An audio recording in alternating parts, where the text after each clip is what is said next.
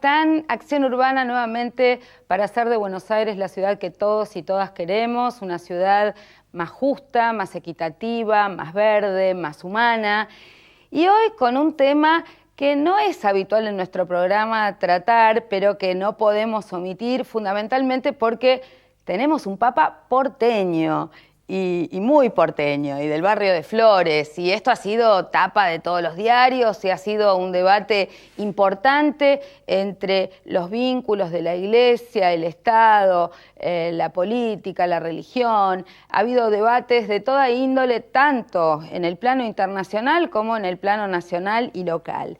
Y no queremos dejar pasar esta oportunidad para pensar juntos y juntas, desde nuestra humilde ciudad, desde nuestro pequeño aporte, los temas trascendentes que hacen a, este cambio, innegable cambio en la propia Iglesia Católica, pero que también puede tener un impacto en la política internacional, en la política latinoamericana, en la política global, más allá de la vida y la espiritualidad de muchísimos feligreses a lo largo del mundo, en la Argentina y en nuestra propia ciudad. Para hablar de esto, ahora nuestros invitados.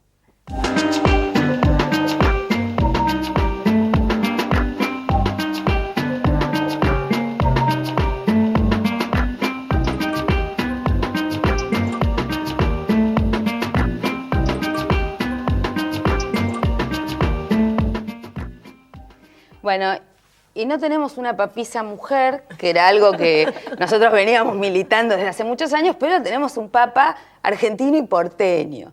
Y para esto, dos amigas, por un lado Nieves Tapia, que es mi referente amiga, ya nos vamos peinando canas, pero éramos dos jóvenes militantes de la democracia, ella desde la Juventud Católica y yo desde la Juventud Radical, y ahora Nieves es directora de CALIS, que entiendo que es... El Centro Latinoamericano de Aprendizaje y Servicio Solidario. Bueno, y por el otro lado, Gabriela Guerrero, pastora pentecostal.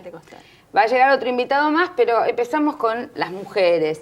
Bueno, primero, felicitaciones, porque yo, digamos, de la misma manera que todos nos alegramos cuando un científico gana un premio Nobel, una obra cinematográfica, gana un Oscar, creo que, digamos, para todos los argentinos y para todos los porteños, el primer sentimiento es, uno de los nuestros está en un lugar importante, relevante, y eso nos enorgullece a todos, y creo que ese fue el sentimiento compartido de todos nosotros.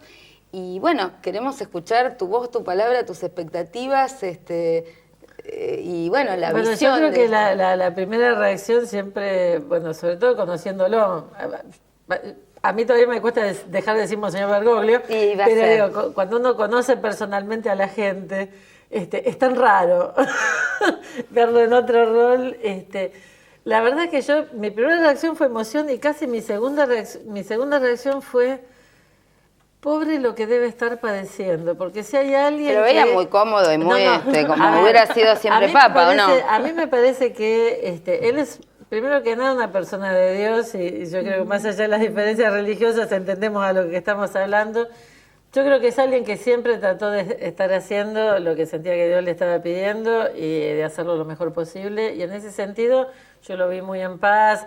Tengo muchos amigos cercanos de la época de juventud que conocí de seminaristas y ahora están allá de obispos y sacerdotes, que dicen que se lo ve muy bien, con mucha fuerza, muy contento, y eso me pone contenta. Pero también sé que en realidad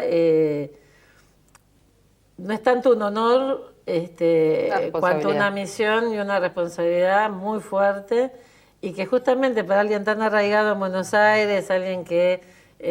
cuando más contento estaba era cuando estaba caminando las villas, hablando con los pibes.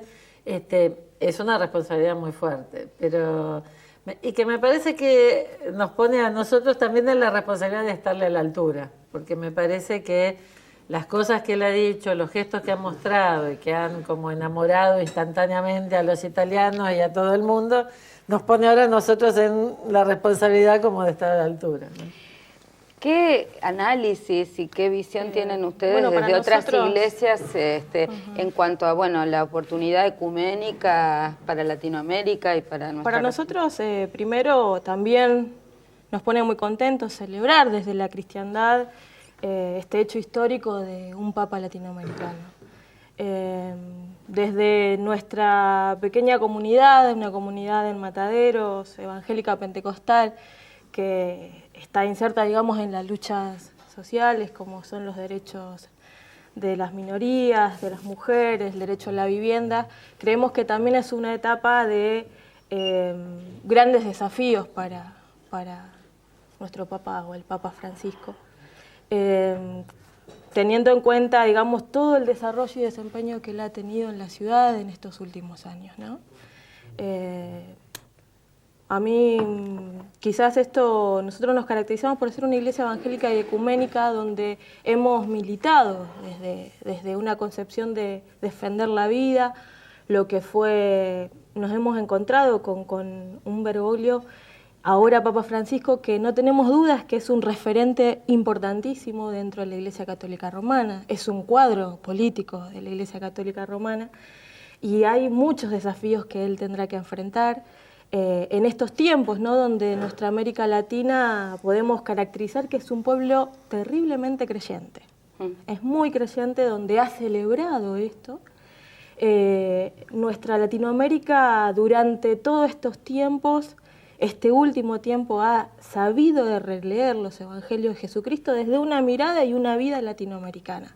Por eso también entendemos que en crisis mundial en la que estamos, en todo lo que nuestra Latinoamérica ha padecido, que ha sido hambre, ha sido muerte, obvio causada por el colonialismo, el imperialismo y el capitalismo, y ahora está en un proceso interesante donde nosotros como argentinos y argentinas también estamos. No es casual un Papa latinoamericano, ¿no? Ahora, y le damos la bienvenida también a Daniel Jones.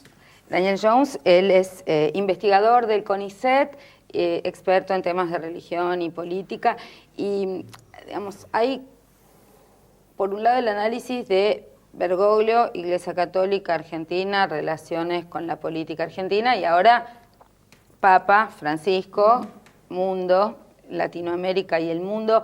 Me parece que si bien hay maneras distintas de mirar el proceso y el fenómeno a nivel local y internacional, hay algunos puntos que pueden ser de consenso, más allá de quienes tienen más o menos expectativas en los cambios que esto va a significar para la propia Iglesia, en su incidencia en el mundo y en la interna, interna a la política nacional, ¿no? ¿Ustedes qué análisis están haciendo? ¿Vos qué posiciones? No, yo distinguiría tres áreas, ¿no? Me parece que es indiscutible que para la Iglesia a nivel global es una buena noticia la elección de Bergoglio.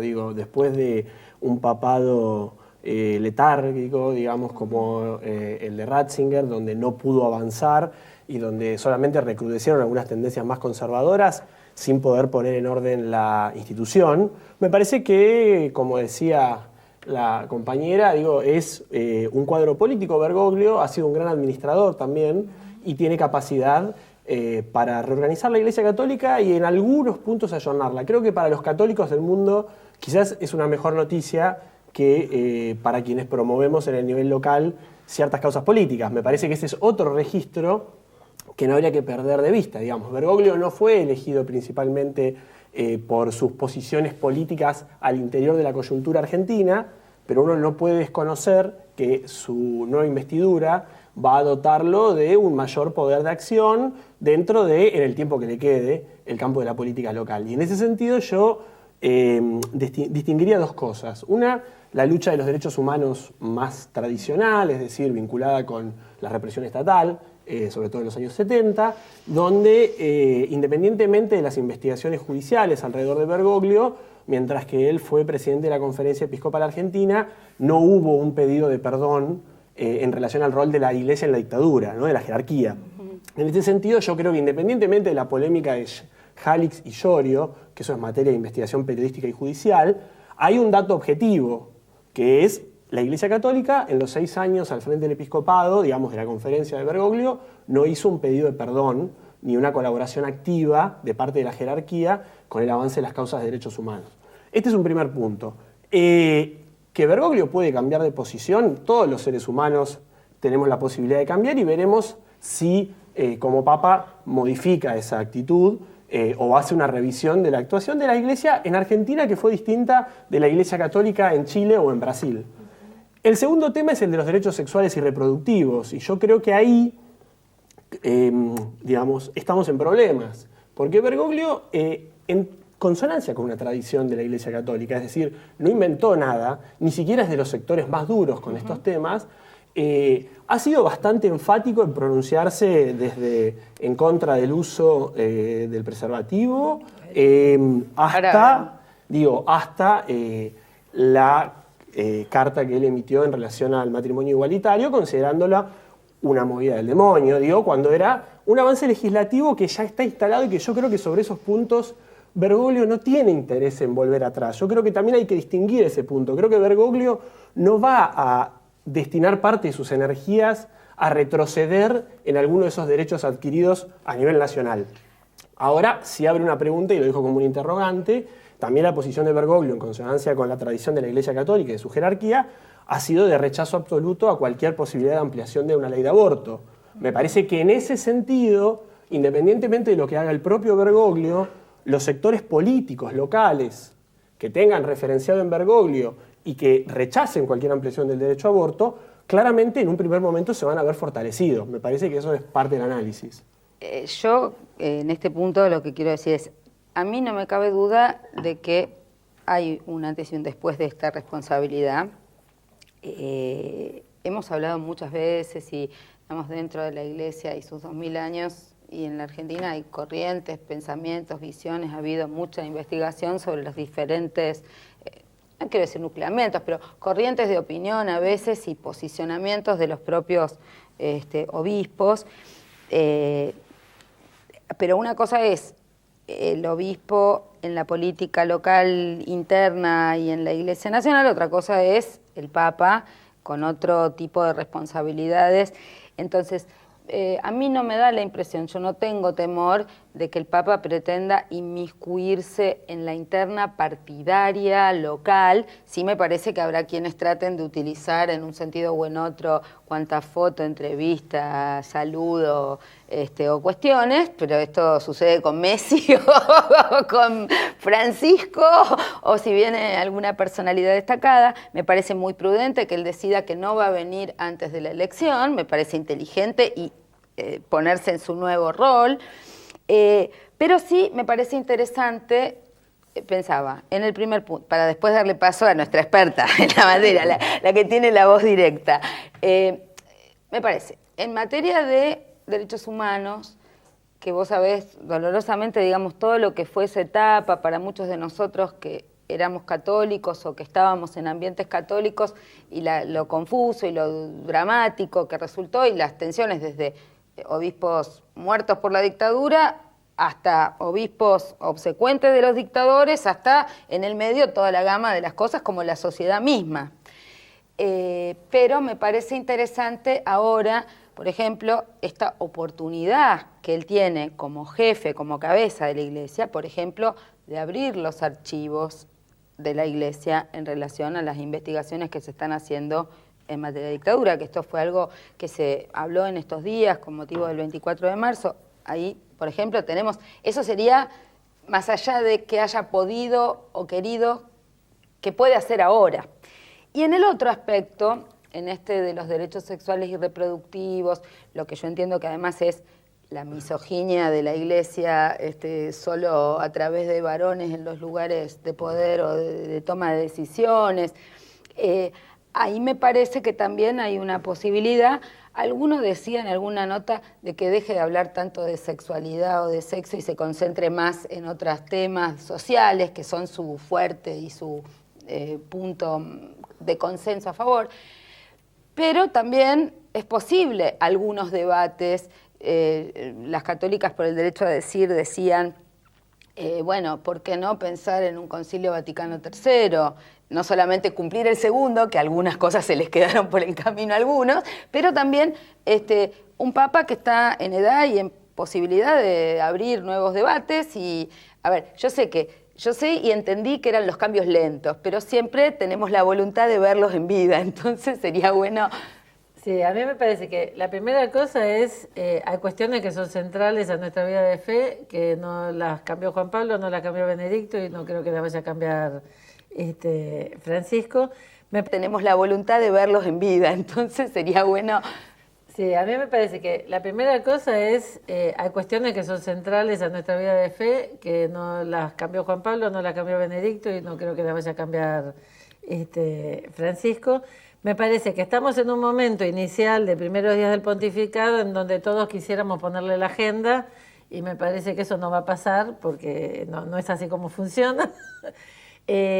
A ver, digo, ahora desde... Eso pasa con los gobiernos, pasa con todos y me parece que así como todos esperaban que Obama fuera milagroso, digo, nosotros creemos que el Papa... Y dejó mucho por el camino de lo que había dicho. Nosotros creemos que el Papa es un ser humano, que está iluminado por Dios, que está en una posición de mucha responsabilidad, pero no es ni Superman, ni necesariamente va a poder hacer en 5 años lo que todos esperamos que se hubiera hecho en los últimos 50, desde el concilio. Entonces, me parece, primero que hay que bajar un poco las expectativas, porque si no siempre nos vamos a desilusionar. Si yo me acuerdo del 83, todos pensábamos que con Alfonsín cambiaba todo mágicamente, y es muy fácil desilusionarse si uno pone expectativas. Y siempre puede haber uno peor, claro. Entonces, digo, partiendo de esa base, me parece que hay cosas que me gustaría precisar en el sentido de que la Iglesia pidió perdón muchísimas veces, haya salido en los diarios o no haya salido en los diarios, haya salido en el lenguaje quizás oscuro y mediado de los documentos episcopales, pero pidió perdón muchas veces. Que haya habido un pedido de perdón más formal y demás, con el jubileo, cuando ya estaba Arancero el presidente, no quiere decir que Bergoglio no lo haya firmado y no haya estado en la elaboración de muchos documentos anteriores. Los archivos de la Iglesia están abiertos en Suipacha 1032, están publicados. Berbisky está mostrando incluso documentos que son borradores de trabajo. Digo porque Garzón en el evento... Perdóname, no, digo porque son pequeñas palabras, pero me parece que es importante ser precisos. ¿Los que están abiertos son los archivos de acá los o archivos son los de la Conferencia Episcopal? Los archivos de la Conferencia Episcopal Argentina están abiertos. Garzón si hay archivos del Vaticano, del Vaticano sí. será otra cosa, Sí. pero... Digo, los archivos de la iglesia de acá, donde pasaron las cosas, están abiertos y Bergoglio fue citado siempre como testigo y no está siendo investigado por la justicia. Entonces, digo porque son pequeñas palabras que es bueno, me parece aclarar. Dicho esto, me parece que en materia de derechos humanos, me parece que la mirada del Papa, que es la mirada que compartió ayer con Pérez Esquivel, es una mirada de los derechos humanos muy amplia, que incluye las cosas que pasaron dolorosísimas en los 70 y en donde, digo, todos podríamos haber hecho más y como decía su primer sermón, el que esté libre de culpa que tire la primera piedra, porque creo que todos los que vivimos esa época podríamos haber hecho más. Digo, los derechos humanos incluye también el hambre, incluye la vivienda, incluye el trabajo esclavo, incluye la trata. Me parece que lo que seguramente ya está haciendo es ampliando el tema de los derechos y sí focalizando en el tema de la pobreza mucho más que en los temas de ética sexual más estrecha que a veces parecen los temas específicamente católicos. Yo lo que quisiera rescatar de Bergoglio, que creo que es una clave de lectura para Francisco, es cuando fue el debate interno dentro del episcopado sobre qué actitud adoptar sobre los proyectos de ley, sobre las uniones matrimoniales, él era partidario de avalar la unión civil. Otros obispos eran partidarios de ir frontalmente contra cualquier tipo de legalización o regularización de los vínculos y ganaron los contrarios a Bergoglio. Digo, eso es un dato de la realidad. Entonces, digo, igual que con el tema del preservativo... Pero quiere decir, ganaron los contrarios a Bergoglio, ganaron los más conservadores dentro de la Iglesia. Ganó la línea más conservadora, que fue la que fue al choque y que fue de alguna manera, en la visión de mucha gente de la Iglesia, la que llevó a la confrontación que nunca hubiéramos querido tener. Porque, digamos, en definitiva... Igual la carta de Bergoglio existió, la carta de Bergoglio que publicó AICA como una iniciativa del demonio, me parece que hay que tomar las palabras después en el contexto, no es tan así, pero de todas maneras, Estuvieron obviamente firmadas. estuvo.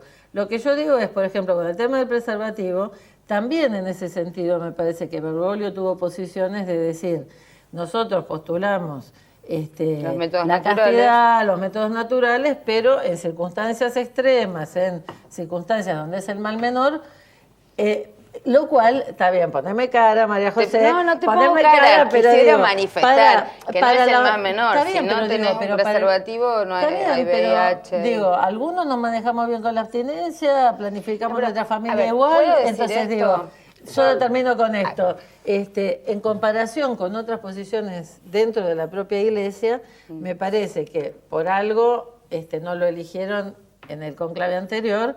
Para muchos sectores de la iglesia, muchas de sus posiciones estaban un poquito demasiado en contra de En los ese sectores más punto, conservadores. yo creo que el punto de tensión no es tanto, digamos, hay cosas graves porque, digamos, decir que el enviados del demonio, etcétera, un grupo de personas es grave y fuera de contexto en cualquier caso, pero Es que no se refería a las personas. en el tema, No, bueno, es que bueno, dame un después segundito, es dame un mucho más segundito, grave todavía. dame un No se segundito, recibió dame un segundo. Lo que quiero decir es esto.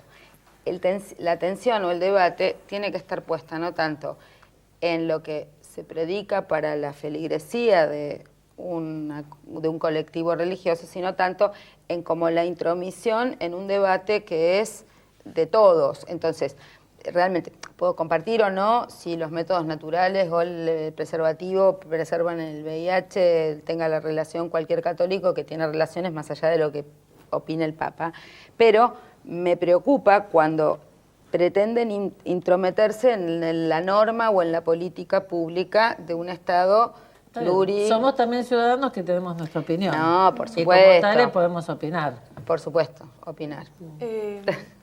Opinamos. Yo quiero resaltar varias cosas. Volver a decir esto del cuadro político que Bergoglio es y representa, y yo creo, es una opinión personal, que lo va a representar también en el Vaticano.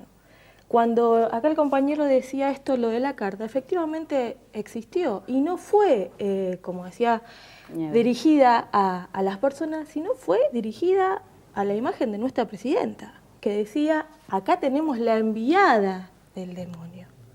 Eso fue netamente, más allá de Yo no me acuerdo. No fue en esos términos la carta. está no. Sobre la iniciativa legislativa. No. Después, Él se sobre la refería a las políticas, que podían ser políticas que estuvieran para el bien o que estuvieran para el mal. Lo Yo dijo, te digo, lo tengo no lo dijo en textual términos escrito. personales para la Eso por un presidenta, lado. seguro. Segundo, respecto, como decía el compañero, a toda la política que él ejerció acá en la ciudad de Buenos Aires, en nuestra Argentina, tenemos, historia de Bergoglio bastante detallada. O sea, para mí una de las apariciones que empezó a hacer ruido fue cuando fue el tema de la 125. Cuando fue el tema de la 125, el cardenal tenía contacto directo con la mesa de enlace, estuvo a favor de las misas de que se hacían en los cortes de ruta donde el símbolo de protesta era derramar la leche y dejar podrir los alimentos. Eso fue el primer, digamos, acto público que nosotros, ¿no? Nuestra mirada evangélica, pentecostal y latinoamericana. Después, bueno, fue la batalla del matrimonio igualitario, la ley de identidad de género, lo de aborto, donde él fue, por ahí estas cuestiones internas no las sabemos, pero él fue promotor de la campaña Queremos papá y mamá. Él fue la figura principal y donde cuando yo hablo de cuadro político, no solamente fue, digamos, llevada, digamos, como redil toda la congregación católica, sino que tuvo también la suficiente inteligencia y cintura para sumar a los cuadros reaccionarios de la Iglesia evangélica. Claro, También, así era, donde por primera vez, cuando fue Tenemos 2 minutos. en el Congreso, estaba la Iglesia evangélica, en su mayoría pentecostal, porque las históricas, y nosotros creo que fuimos la única iglesia evangélica pentecostal que estuvo a favor del matrimonio igualitario, de la ley de identidad de género, y se pudo, era enorme la manifestación, también cuando fue el tema del aborto. Tenemos que cerrar, le quiero dar 1 minuto y 1 minuto. Sí, no, yo coincido con muchas de las cosas que, Un minuto, que se me compañera. Sí, yo creo que en este momento lo que hay que, para la Iglesia Católica, insisto, es una gran noticia este nuevo Papa.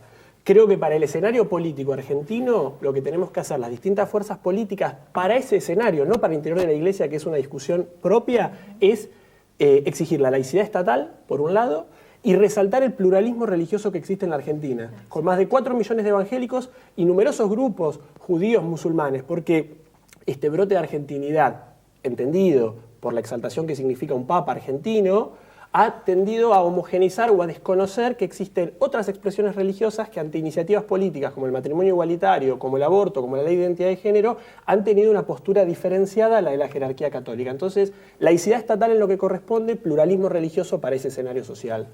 Yo parto de lo del pluralismo religioso, me parece que si alguien movilizó justamente los encuentros entre judíos, musulmanes y cristianos después de lo de la AMIA, después de las cosas que se sufrieron, digo, que haya rabinos que lo consideran su rabino y que él haya manifestado antes de ayer en la reunión con todas las religiones. ¿Su rabino? ¿Hay rabinos que lo consideran su rabino? Hay rabinos que lo consideran su rabino, en el sentido de que rabino quiere decir maestro. Berman. No, Escorca. Hay muchos que le dicen rabino en el sentido de que han escrito libros juntos con Escorca. Me parece que él en su vida cotidiana en Buenos Aires mostró un gran respeto por la pluralidad. A mí lo que me parece que sí nos puede servir, y diciéndolo en positivo a los argentinos, el mensaje de Francisco es: me parece que estamos en un momento de mucha polarización, de mucho encono, de reacciones muy viscerales y muy emotivas, en donde uno lee las cosas que se dicen en Facebook y en los medios y dice, todos necesitaríamos una dosis de Valium masiva. Y me parece que en ese sentido el mensaje de decir, cuidémonos los unos a los otros, escuchémonos, perdonémonos, aprendamos a escucharnos y hablar y privilegiemos lo que nos une por encima de lo que nos separa, me parece que eso seguro que es una buena noticia. Bueno, me quedo con esta esperanza compartida de escucharnos y cuidarnos entre todos, y que tenga la mejor gestión este Papa para mayor ecumenismo y sobre todo para una profundización de los temas sociales a nivel global, que América Latina hoy da cuenta de esos cambios y sería bueno que fueran escuchados, pero también, en la otra mano, reclamando por un Estado laico en la Argentina y por la escucha de la diversidad religiosa. Así que bueno, nos vamos hasta la semana que viene, y yo no quiero dejar de mencionar que mañana es 2 de abril y que enviamos desde aquí nuestro saludo a todos los excombatientes.